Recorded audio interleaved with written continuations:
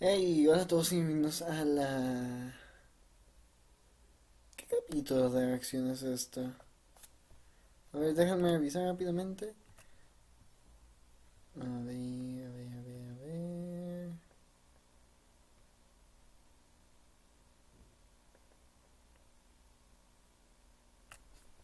¿Qué capítulo de reacción fue esta?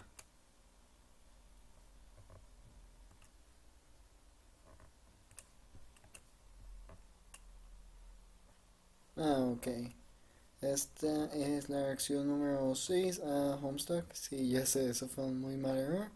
Pero bueno, ¿qué se puede hacer? Vamos con el capítulo... Bueno, con la parte 2 del segundo acto. Iniciamos con esto. An examination of the basics. Upon connecting with the client user, you, the server user, will be met with a control panel allowing you to manipulate your co-player's environment. You will find that you are allowed to deploy 4 items at no expense. 3 of these are rather large machines, and 1 is a punch card. It's quite possible that you have already deployed some of these items before reading this. If that is the case, and you have activated the machine called the Cruxtruder such that it displays a countdown, you must proceed to section A100 of this walkthrough immediately. The life of the client user depends on it, and if your co-player has activated this device in your environment too, then yours does as well.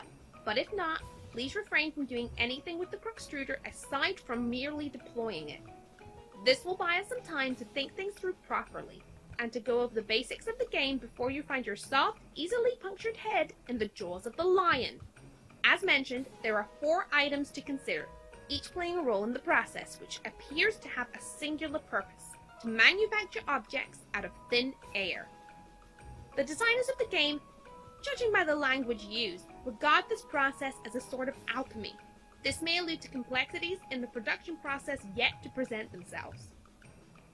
But for now, the variety of objects you are able to create remains quite limited. Bueno, sí, es una The beta. items in question are the Cruxtruder, again, tread lightly with this one, the Totem Lathe, the Alchemeter, and the pre-punched card. I will describe how these devices work in conjunction with each other, and I will use the analogy of having a key made at a hardware store to help you understand. First, deploy all of these objects in convenient proximity to each other. Be sure not to block doors or pathways with them. You can always revise the dimensions of the rooms to make space for them, but I'd advise against this. Or even experimenting with function. Doing so comes at the expense of build grist, a commodity which appears to be at a premium at the onset, and one you'd be best advised to save for later. The Cruxtruder. Removing the lid signals the moment your life becomes a great, whirling, batshit pandemonium, somewhat resembling the chaos of an especially ethnic wedding. Somewhere, a soused uncle deliberately shatters china on the floor. Muddy livestock is decorated and then lost track of. A question, whose mule is this? At times can be heard over the din. This is now your reality. But aside from that, it marks the beginning of the process I'm about to describe. The countdown begins, yes. Also, an entity called the Kernel Sprite is released. But neither of these things are all that relevant to this process, to my knowledge. More on these things later. What is relevant is the unlidded Cruxtruder's ability to dispense Cruxite dowels. It will dispense at least one, though I suspect it is capable of producing more, given parameters I'm not yet familiar with. In my key-making analogy, these dowels represent the uncarved pieces of metal which the hardware store employee retrieves from a drawer or a rack and sets about carving into a key. The 2 following items are needed to do the carving. The pre-punched card. It is a simple Siladex card containing an item. There is evidence to suggest the specific item it contains is variable from session to session. The card I deployed contains a blue apple. Yours may be different. It shouldn't matter, hopefully. Additionally, the card, as you may guess, is punched, like the ones used with antique computing systems. The pattern of holes comprises data, which I believe corresponds to the instructions for creating the item the card contains. That it is pre-punched suggests that there is a way to punch an unpunched card, possibly imprinting it with the data for the item it contains, though no mechanism for this has presented itself yet. But the data on the card cannot be used to create this item directly. There is a middleman. That middleman is the totem lathe. The totem lathe. This is essentially the key carving machine.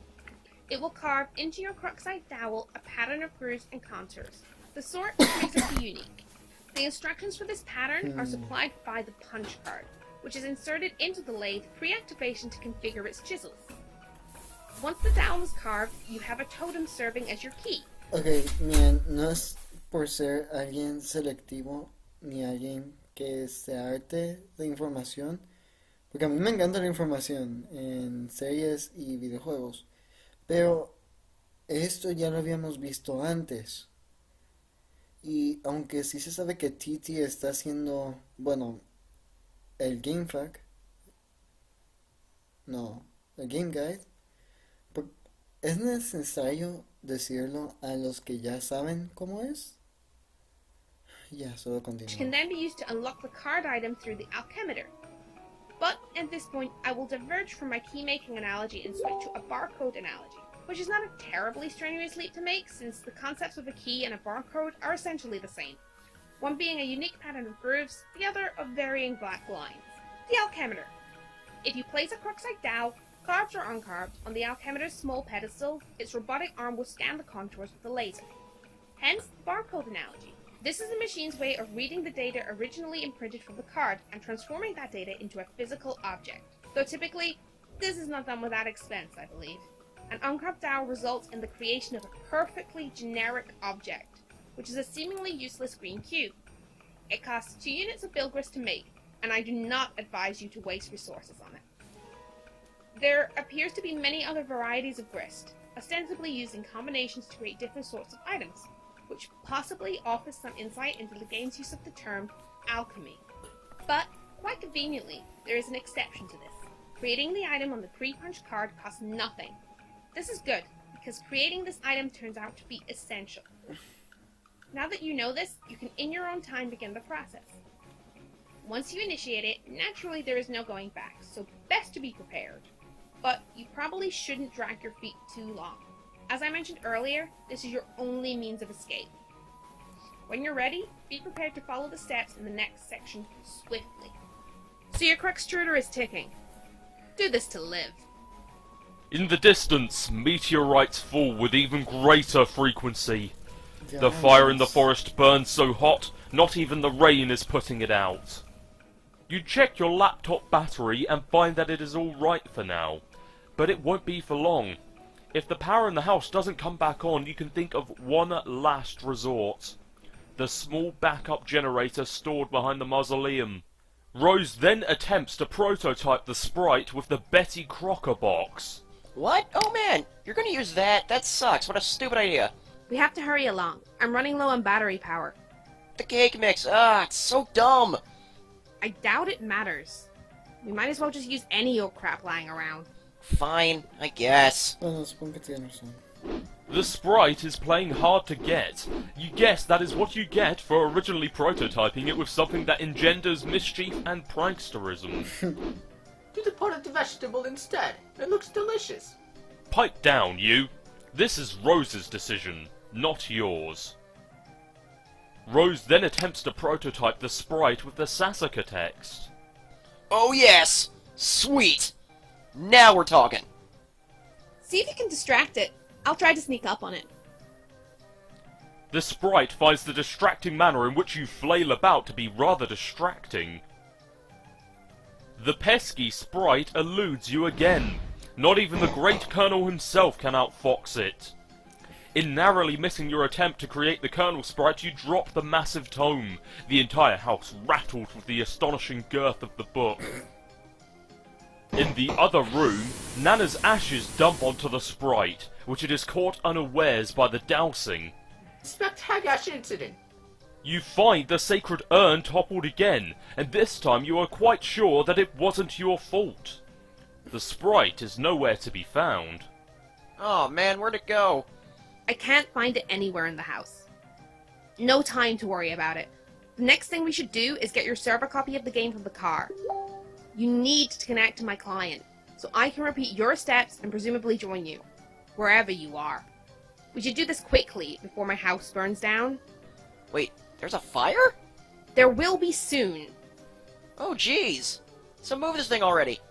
It looks like it requires a lot of grist to move. I don't have enough to relocate the door either. How much do you have? 0? Oh, I thought about jumping to the car from the ledge earlier, but that sounds really dangerous. I have a better idea. Meet me upstairs? Do again as Purple Word says. You are about to head upstairs, but you thought you heard something behind you. It was faint, but you could swear you could hear it was a small, light-hearted chuckle, along the lines of a spirited hoo hoo hoo. Oh. This is looking interesting. Ignore this woman's antics. You're not sure if you even saw a woman, let alone any of her hypothetical antics. But whatever it was that you might have caught a glimpse of, it sure gave you the willies. You head upstairs on your way to the balcony. Your PDA is acting up again. Hey bro, check it out, I'm working on some new rhymes. Dude, I don't have time for your nerdy raps. Come on, this is Hellsville, just listen. Sounds like you don't even believe me that I was about to get blown up. But I really was, but now I'm in some weird dimension that Spurb sent me to or something. And now on top of that, I think I'm being haunted by my dead grandma. Huh. For real? Yeah, it's true, and I'll talk to you later about it. I think I could just drop some sick rhymes about all this. Man, see, I just don't think all this rapping stuff is as cool as you think it is. Nah, this'll be dope, check it. No, I have to go, bye. Wait. Armageddon's getting waged on us, but Armageddon armed and dangerous. Sending men in Space Force saving us. See which players more courageous. Banner Bruce, dudes reach a truce. Put their blow shoots to use and upsuck it. Affleck sacrifice. Crifice. I would have to. Esas rimas son tan malas que duelen. Lo único que me está manteniendo es que su username es Teje. Stuff like, Look at that oh, fantastic. fuck it. Bro, be a stained glass saint up on a cross getting hella Christ plagiarist. Bruce is like hella off that crucifix. Nuff of this fucking savior fuss. Restrained his ass per McLean Redux, while Buscemi remained derangerous. When a plan gone astray, pays off a wasted craterus. Ashtray cratering to layers of Matt McConaughey's vague remainder dust. Wait, McConaughey wasn't even in any of those Meteor movies, was he? I'll have to make a rap about, I don't know, Morgan Freeman or something. Being the president, it'll be called Obama Made It So That No One Gives a Shit About Black Presidents in Movies Anymore.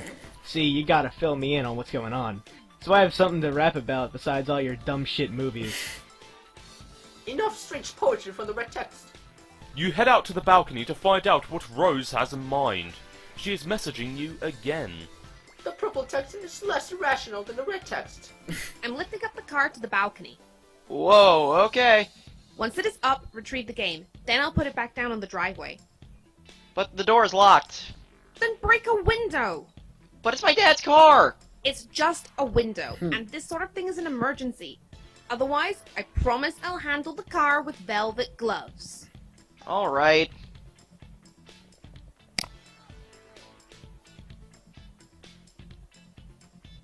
Que se me acaba la batería.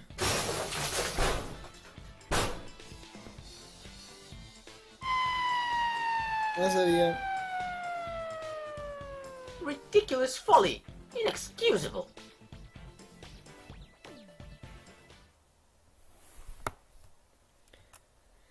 Bueno, What color are the words that this chump says? bueno, voy a seguir grabando esto y lo subo luego. Espero que les guste. Nos vemos a la próxima.